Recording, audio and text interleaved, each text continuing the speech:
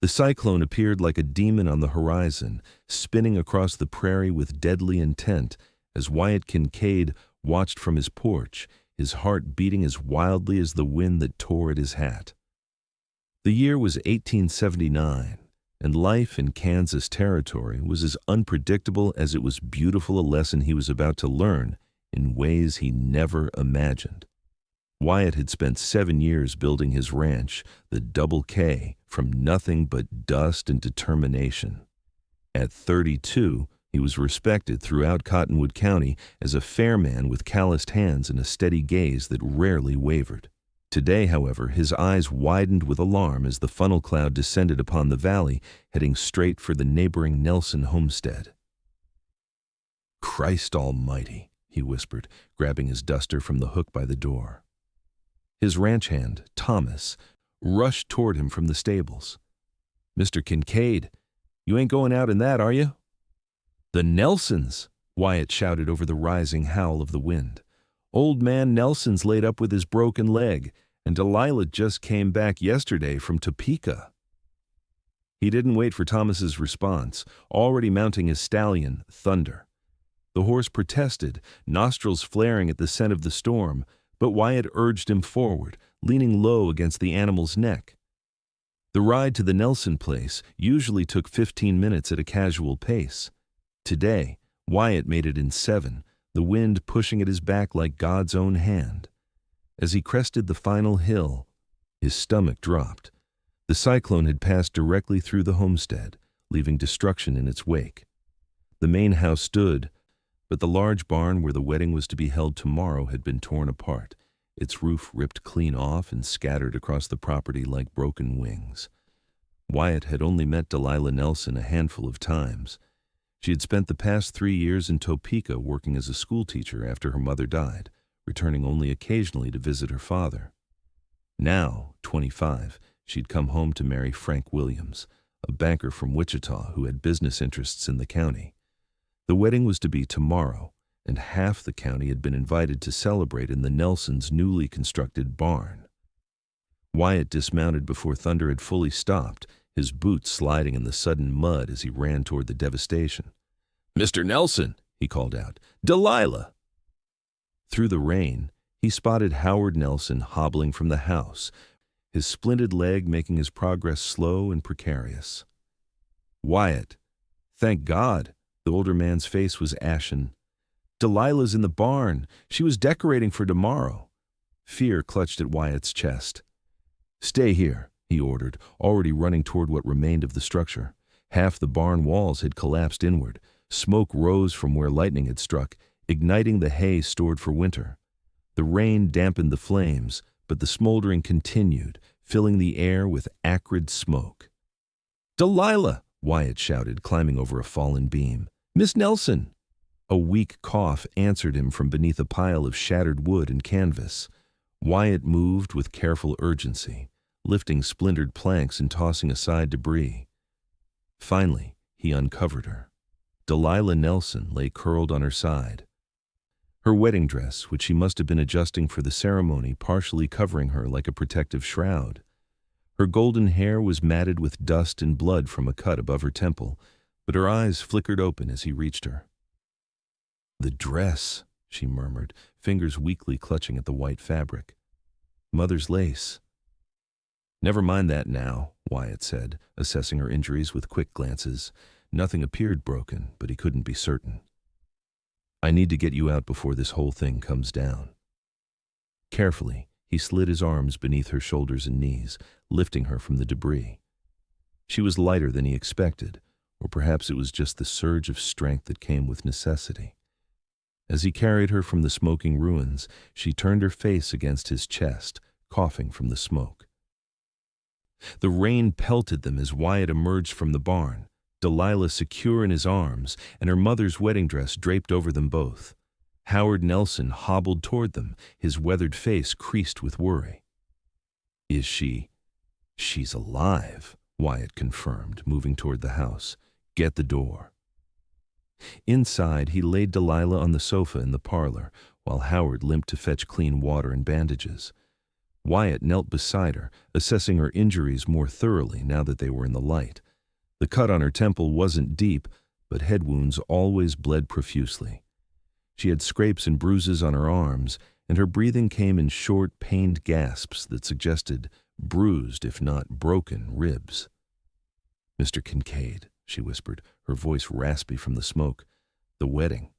"Let's worry about you first," he said, taking the cloth Howard offered and gently wiping the blood from her face.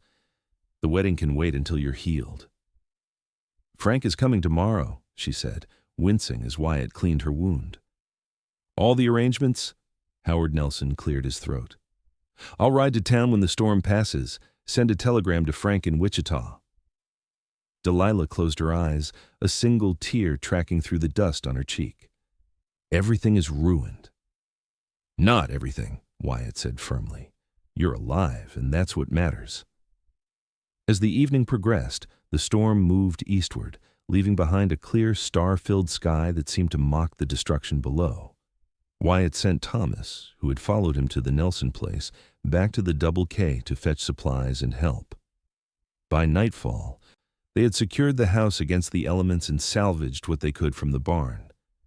Delilah slept fitfully on the sofa, the doctor from town having confirmed that she had 3 bruised ribs and a mild concussion, but nothing more serious.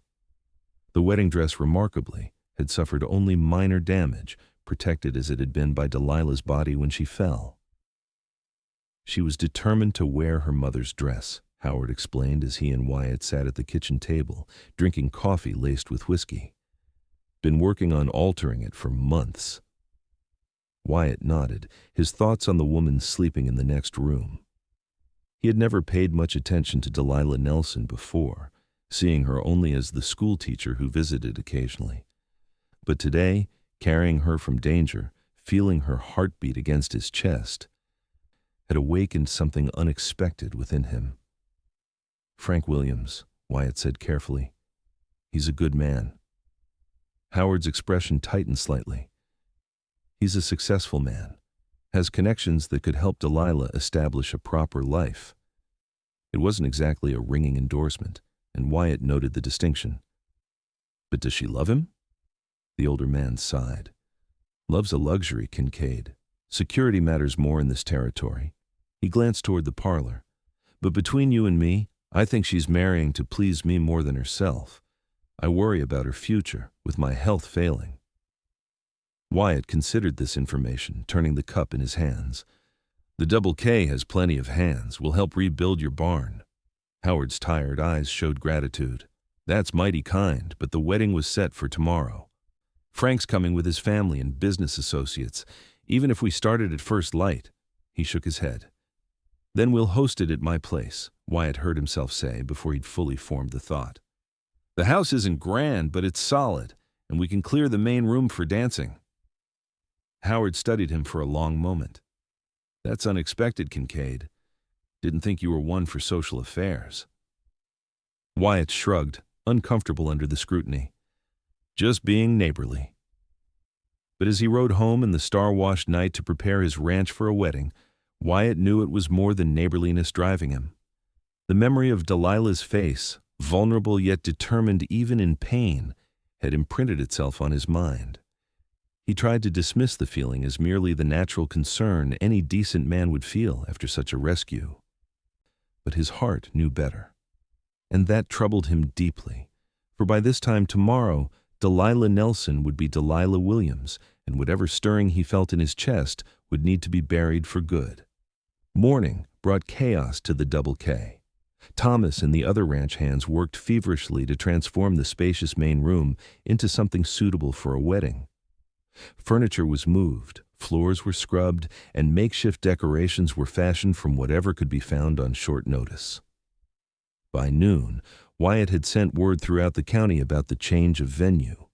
Neighbors arrived early, bearing food and offers of help, turning the preparations into a community affair that reflected the frontier spirit of cooperation that defined their lives. Wyatt found himself checking the eastern road too frequently, anticipating Delilah's arrival. Howard had sent word that she was up and insisting the wedding proceed despite her injuries, her determination apparently matching the stubbornness Wyatt had glimpsed in her eyes. At 3 o'clock, a buggy from town delivered Frank Williams and his party. The banker was a well-dressed man of around 40 with receding hair and a neat mustache. He nodded curtly to Wyatt, his expression difficult to read. "Mr. Kincaid, I understand we owe you a debt of gratitude for rescuing my fiancée," he said, extending a hand that was notably soft compared to Wyatt's calloused palm. "Any man would have done the same," Wyatt replied, studying the banker's face for signs of genuine concern for Delilah. "She's a brave woman, insisted on keeping to the schedule despite her injuries." Williams nodded, glancing around at the ranch house with barely concealed judgment. "Yes, well, Delilah has always been practical. We could have postponed, of course, but my business affairs in Chicago won't wait, and we're set to depart the day after tomorrow." Wyatt felt a twinge of discomfort. "Chicago? I understood you were based in Wichita." "I'm expanding my interests," Williams explained, brushing invisible dust from his sleeve. "Delilah will benefit from city life, much more suitable for a woman of her refinement and education than this frontier existence." Before Wyatt could respond, a commotion at the door announced Howard and Delilah's arrival. His breath caught at the sight of her. Despite the bandage at her temple and the way she moved carefully to protect her bruised ribs, she was radiant in her mother's restored wedding dress. The ivory lace complemented her golden hair, which had been arranged to hide the worst of her injuries. Their eyes met across the room, and for a moment Wyatt saw something vulnerable and questioning in her gaze before she looked away, accepting her fiancé's formal greeting. The ceremony was set for 4 o'clock. As guests filled the main room, Wyatt found himself relegated to the periphery, watching as final preparations were made. The pastor arrived from town, speaking briefly with the couple before taking his position at the front of the room. Wyatt tried to focus on his duties as host, but his eyes continually drifted to Delilah, who stood quietly by a window, her expression pensive as she gazed out at the prairie. Against his better judgment, he approached her. "Miss Nelson, how are you feeling?" She turned, a small smile touching her lips. "Mr. Kincaid, I never properly thanked you for yesterday." "No need for thanks," he said, suddenly aware of how close they stood. "I'm just grateful I got there in time." She nodded, her fingers nervously smoothing the lace of her dress. "Father told me about your offer to host the wedding. It was remarkably generous." It seemed the right thing to do. He hesitated, then added, "Are you certain you're well enough for all this? No one would think less of you for postponing." Something flickered in her eyes, uncertainty, perhaps, or resignation. "Mr. Williams has commitments, and arrangements have been made." Wyatt wanted to ask if that was truly reason enough to proceed, but it wasn't his place. Instead, he said, "You make a beautiful bride, Miss Nelson. Williams is a fortunate man." "Delilah," she corrected softly. "After yesterday, I think you've earned the right to use my given name." "Delilah," he repeated, the name feeling significant on his tongue. "And I'm Wyatt." She smiled more genuinely then, but before she could speak, Frank Williams appeared at her side, placing a possessive hand on her arm. "My dear, the pastor's ready to begin," he said, eyeing Wyatt with thinly veiled suspicion. "If you'll excuse us, Kincaid." Wyatt nodded and stepped back, watching as Williams led Delilah to her father, who waited to escort her down the makeshift aisle. As the guests took their seats and a neighbor's daughter began playing a hymn on the brought-in piano, Wyatt slipped outside, unable to watch the ceremony that would bind Delilah to a man who seemed more concerned with his business affairs than with her well-being. He stood on his porch, gazing out at the land he had worked for 7 years, land that suddenly felt emptier than it had before. The faint sounds of the ceremony drifted through the open windows, and he closed his eyes, imagining Delilah speaking vows to another man. The screen door opened behind him, and Wyatt turned, expecting one of his ranch hands. Instead, Howard Nelson hobbled out, his face drawn with concern. "Kincaid, we have a situation," he said without preamble. "Delilah's asking for you." Wyatt's heart leapt to his throat. For me? Why? Howard shook his head, bewildered. She was about to say her vows when she just stopped. "Asked to speak with you privately before proceeding. Williams is fit to be tied." Confused, but undeniably hopeful, Wyatt followed Howard back inside. The guests whispered among themselves, and Frank Williams stood rigid at the altar, his face flushed with embarrassment and anger. Delilah waited in the small study off the main room, her hands clasped tightly before her. When Wyatt entered, closing the door behind him, she looked up with eyes shining with unshed tears. "I'm sorry for the disruption," she began, her voice trembling. "But I couldn't continue without asking." Wyatt stepped closer, his heart hammering. "Asking what, Delilah?" She took a deep breath, wincing slightly at the pain in her ribs. "Yesterday, when you carried me from the barn, I felt something I've never experienced with Frank. A sense of rightness." She looked directly into his eyes. "Did you feel it too? Or am I imagining something that isn't there?" The question hung between them, fraught with implications. Wyatt knew his answer would change everything for both of them. "I felt it," he admitted quietly. "But you're about to be married. I had no right to speak of it." A tear spilled down her cheek. "I agreed to marry Frank to please my father, to secure a future he wouldn't worry about. But yesterday, facing death, I realized how wrong it is to build a life on practical concerns rather than true feeling." She took a shaky step toward him. "If I walk back out there and say my vows, I'll be living a lie. But if I don't, I'll cause a scandal that will follow me and hurt my father." Wyatt's mind raced. What she was suggesting would indeed cause talk throughout the county. Williams was not a man to take such rejection lightly, and Howard's concern for his daughter's security was valid in this harsh territory. "What do you want, Delilah?" he asked, his voice low. "Not what your father wants or what society expects. What do you want?" She looked up at him, vulnerability and strength warring in her expression. "Time. To know my own heart better. To see if what I felt yesterday was real or just the emotion of the moment." She hesitated. "And I want to know what you want, Wyatt." He couldn't stop himself from reaching out, gently taking her hands in his. "What I want is for you to be happy, truly happy. If that's with Williams, then I'll step aside and never speak of this again.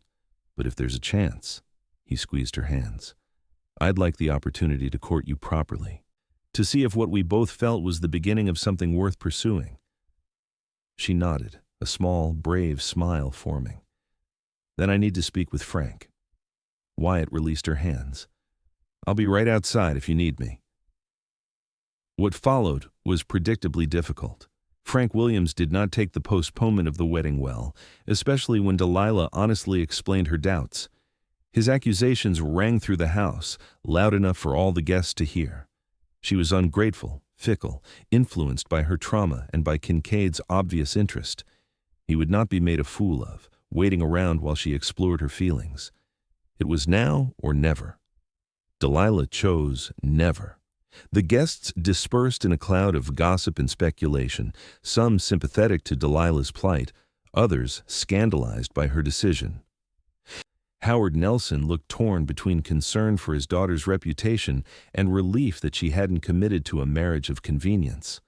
By evening, the Double K was quiet again, save for Delilah and her father, who had accepted Wyatt's offer to stay until their barn could be rebuilt. Frank Williams and his party had departed for town. The banker's parting words, a thinly veiled threat about ruining Delilah's standing in polite society. "He cannot harm your reputation more than I've already done myself," Delilah said as she, Wyatt, and Howard sat at the kitchen table that evening. "But I don't regret my decision. I only regret the public nature of it." Howard reached across the table to pat his daughter's hand. "You were always like your mother. She would have understood." Wyatt, watching them, felt both elated at the possibility that had opened before him and concerned about the challenges ahead. "Tomorrow we'll start rebuilding your barn," he told Howard. And as for the rest, he glanced at Delilah. We have time, she smiled, the first genuine smile he had seen from her. Yes, time. The days that followed established a new rhythm at the Double K. Each morning, Wyatt and his men rode to the Nelson property to work on rebuilding the barn. Delilah, despite her injuries, insisted on helping where she could, preparing meals for the workers and keeping records of the materials used. They didn't speak directly of their feelings, both silently agreeing to let things develop naturally. But their interactions were filled with small, meaningful moments. The brush of hands as Delilah passed Wyatt a cup of coffee. The way his eyes sought hers across the construction site, the conversations that stretched into the evening when he escorted her and Howard home. A week after the cyclone, as they sat on the Nelsons' porch watching the sunset paint the prairie gold, Delilah finally broached the subject. People are talking, she said, her fingers twisting in her skirt. Mrs. Peterson from town told me that Frank has been spreading stories. Wyatt nodded, unsurprised.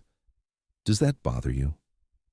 She considered this, her profile gilded by the fading light. Less than I expected. What bothers me is that I almost married a man who would behave so vindictively. You deserved better, Wyatt said simply. She turned to him then, studying his face. That day, in the barn, I remember moments before I lost consciousness. I was adjusting Mother's dress, thinking about the wedding, feeling resigned. Not excited or joyful. Just resigned. She paused. Then the cyclone hit, and all I could think was how much I didn't want to die without experiencing real love. Wyatt's throat tightened with emotion. And now? Now I'm grateful, she said softly, for the second chance, for you finding me. He reached across the space between them, his calloused hand covering hers. I think perhaps we found each other. The barn took 3 weeks to rebuild, the entire community pitching in once the initial scandal of the canceled wedding faded into the background of daily prairie life. During that time, Wyatt courted Delilah with a deliberate care that touched her deeply. There were no grand gestures or declarations, just the steady building of trust and understanding between them. He learned that she loved teaching, but had felt constrained by the formal school in Topeka. She dreamed of establishing a small school locally where children could learn practical knowledge alongside their letters and figures. She discovered his passion for horses, the quiet pride he took in building something lasting in a land that constantly challenged human endeavors. They shared stories of their childhoods, his in Ohio before his family moved west, hers on this very homestead, and found common ground in their love for literature and music. By the time the barn stood complete once more, sturdy and new, minted against the Kansas sky, Delilah and Wyatt had formed a bond that neither doubted. Howard watched their courtship with approval. Seeing in Wyatt the son-in-law, he had always hoped for a man who valued Delilah for her mind and spirit, not just the security or status she might provide. It was on the day the barn was completed, as the community gathered for a celebration that felt like redemption after the destruction of the cyclone, that Wyatt finally kissed Delilah. They stood apart from the others, in the shadow of the new structure, the sound of fiddles and laughter creating a backdrop to their moment. I've been wanting to do that since I carried you from the wreckage, Wyatt admitted, his forehead resting against hers. Delilah smiled, her hands resting on his chest. I've been waiting. The courtship that followed was proper but passionate, characterized by the deepening connection between two people who had recognized something essential in each other during a moment of crisis. Howard gave his blessing, seeing the genuine happiness in his daughter that had been absent during her engagement to Frank. In October, as the prairie grasses turned golden and the first hint of winter sharpened the air, Wyatt asked Delilah to be his wife. They stood on the rise between their properties, the land stretching endlessly around them. It won't be easy, he warned her, holding both her hands in his. The Double K is growing, but it's still a working ranch. You'd be a rancher's wife, not a banker's. Delilah laughed, the sound carrying on the autumn wind. I was born on a homestead, Wyatt. I know hard work and uncertainty. She stepped closer to him. But I also know what matters. After the cyclone, holding my mother's torn wedding dress in the ruins, I understood that life is too precious to spend it being merely content when joy is possible. "Is that a yes?" he asked, his eyes crinkling at the corners. "Yes," she said simply. "With all my heart, yes." They married in November, in the rebuilt barn decorated with autumn leaves and wildflowers preserved from summer. The same pastor who had nearly wed Delilah to Frank Williams now joined her with Wyatt. But this time, when asked if she took this man to be her husband, her "I do" rang with certainty and joy. The scandal of her canceled wedding was long forgotten, replaced by the community's recognition of a match that made sense on every level. Even Frank Williams, who had eventually married the daughter of a business associate in Wichita, sent a cordial if formal note of congratulation. As husband and wife, Wyatt and Delilah built a life that honored both their dreams. The Double K prospered under their joint stewardship, with Delilah bringing organizational skills and fresh perspectives that complemented Wyatt's practical knowledge. They converted an unused building on the property into a small schoolhouse where Delilah taught the children of ranch hands and neighboring homesteads 3 days a week. Their first child, a daughter they named Sarah after Wyatt's mother, was born the following autumn, with Howard proudly taking on the role of doting grandfather. 2 sons followed in the years after, filling the ranch house with the laughter and chaos of family life.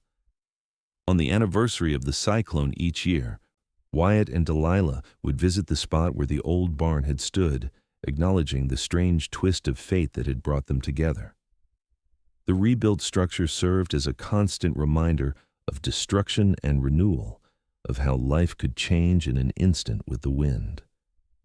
"Do you ever think about how different things might have been?" Delilah asked on their 5th anniversary, as they stood hand in hand looking at the barn. At 30, she had grown into her strength, confidence radiating from her as she balanced their youngest on her hip. Wyatt, now 37 and established as one of the county's most respected ranchers, considered the question seriously. "Sometimes, if the cyclone hadn't hit that day, if I hadn't ridden over," he shook his head. "But then I look at you, at our children, at everything we've built together, and I can't imagine any other path." She leaned into him, their years together having created a comfortable physical harmony between them. "I was so afraid that day, buried in the splinters and smoke. But when I opened my eyes and saw you there, something told me I was going to be all right." "You were the bravest person I'd ever seen," Wyatt said, remembering her concern for her mother's dress even as she lay injured. "Still are." 10 years after the cyclone, as Delilah stood on the porch of their expanded ranch house watching their children play in the yard, she reflected on the strange journey that had brought her here. The schoolhouse had grown to accommodate 20 students, with Delilah now employing another teacher to help 3 days a week. Howard, though slowed by age, still lived independently in the original Nelson homestead, proud of the legacy he would leave to his grandchildren. Wyatt joined her on the porch, wrapping an arm around her waist as they watched 7-year-old James try to teach 4-year-old Thomas how to rope a fence post, while 9-year-old Sarah read a book beneath the old oak tree. "Happy?" Wyatt asked, the question a ritual between them. "Completely," Delilah answered, as she always did. "But today," she added, "do you remember what you said to me when you pulled me from the barn?" Wyatt thought back, trying to recall his exact words from that chaotic day. "Something about getting you out before the whole thing collapsed, I think." She shook her head. "You said, 'Never mind that now.' I was worried about my mother's dress, about all the ruined plans, and you reminded me that my life mattered more." She turned in his arms to face him. "It was the first time anyone had put me before practicalities, before appearances or expectations." Wyatt brushed a strand of hair from her face, the gesture as tender now as it had been the first time. "I didn't think about it. I just knew I had to get you out." "That's why I love you," she said simply, "because your instincts are always to protect what truly matters." As the sun set over the double K, painting the prairie in shades of gold and red, Wyatt and Delilah stood together on the porch, surrounded by the life they had built from the wreckage of that long-ago storm. The cyclone had torn apart a barn and a wedding, but in doing so, it had cleared the way for something stronger and truer to take root.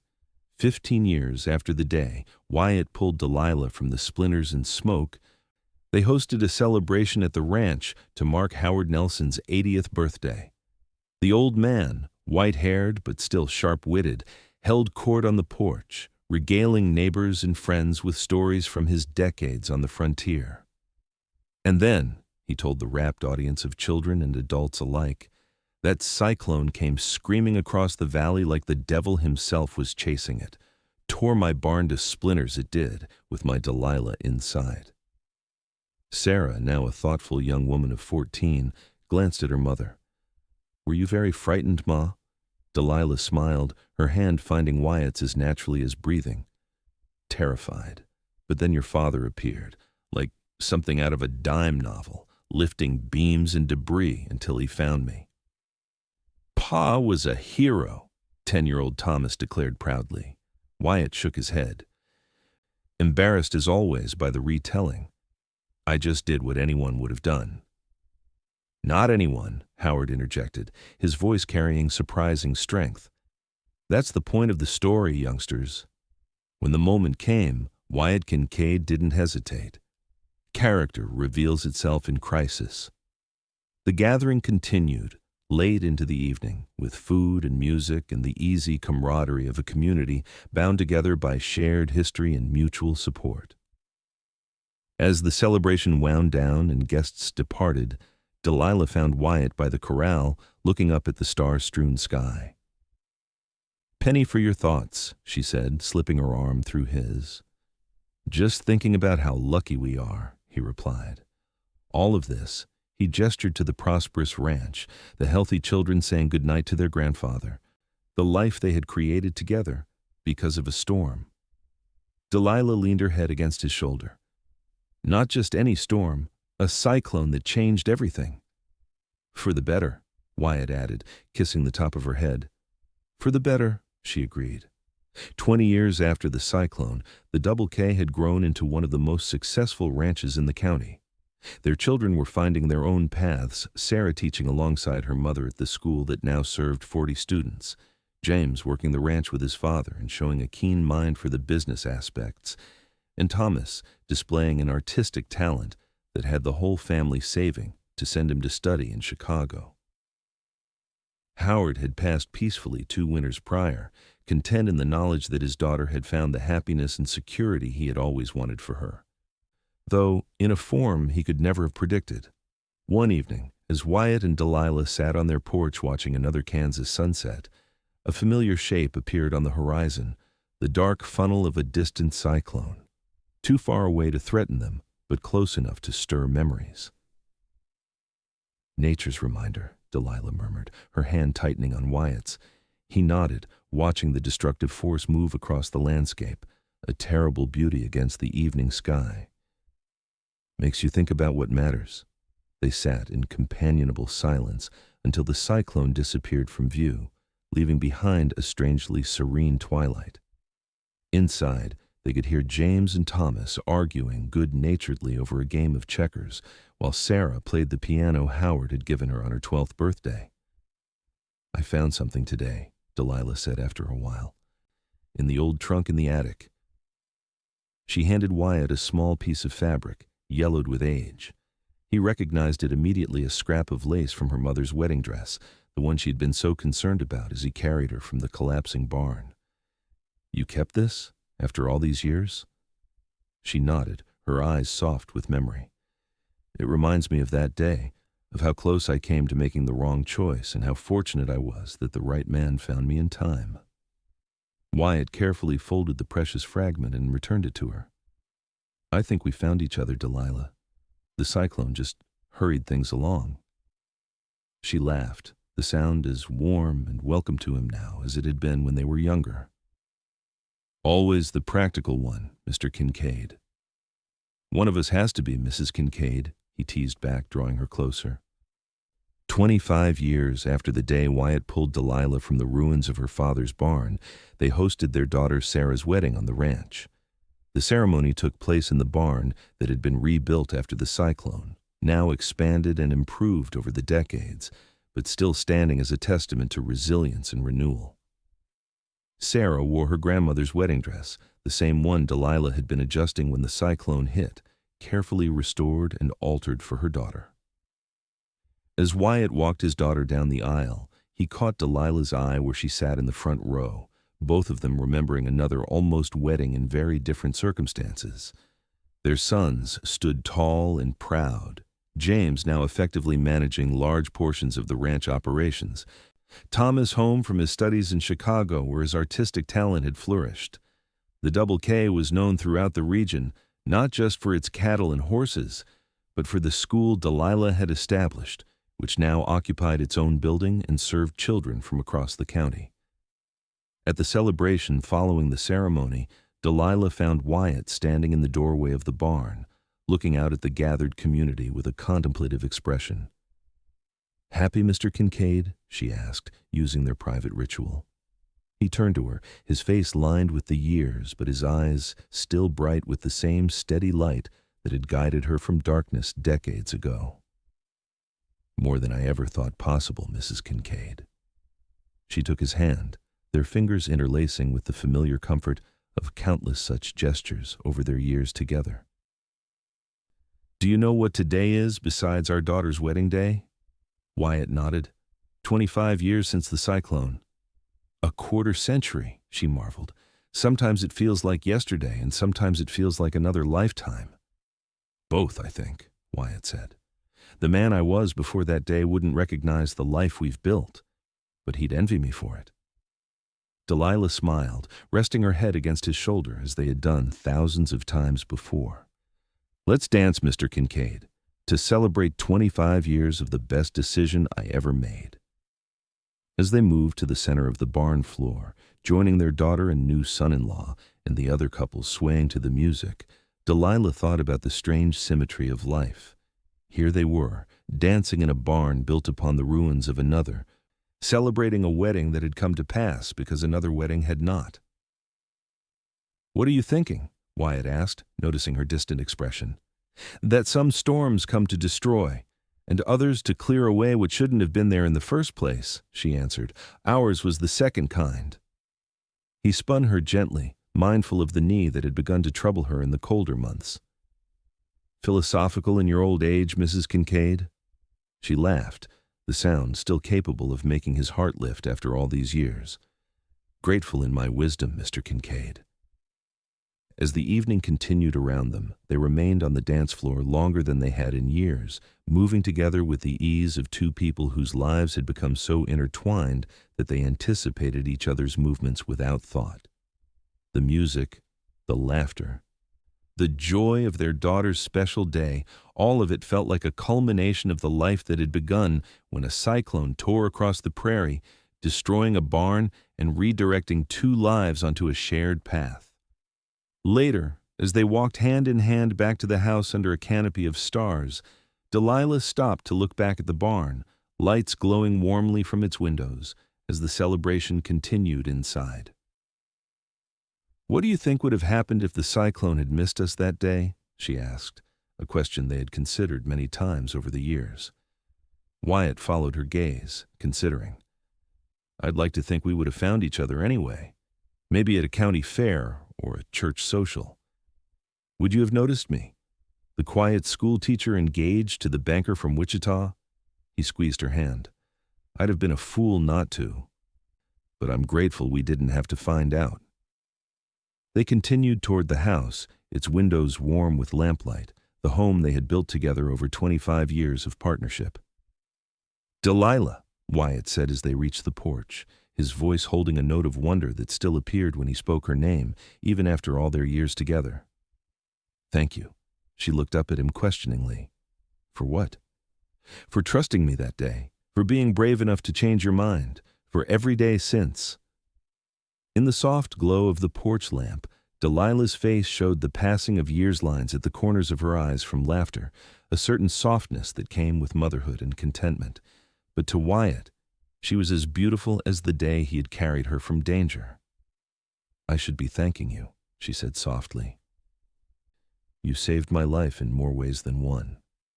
As they entered their home, surrounded by the evidence of their shared history, photographs of children and grandchildren, books they had read together, mementos of their journey, they both felt the profound gratitude that comes from recognizing how differently things might have been. The cyclone that had torn across the Kansas prairie 25 years ago had destroyed a barn and altered the course of many lives. But in its wake, Wyatt and Delilah Kincaid had built something stronger than what had been there before, a love born in crisis, but tempered and strengthened through years of ordinary days and extraordinary moments, a foundation as solid as the rebuilt barn that still stood as testament to their resilience. And as they prepared for bed that night, with the sounds of their daughter's wedding celebration still drifting from the distance, they knew that the greatest storms, both literal and figurative, had only served to reveal what truly mattered: the courage to rescue and be rescued, the wisdom to recognize true happiness when it appeared, and the strength to build a life amid the splinters and smoke of what might have been.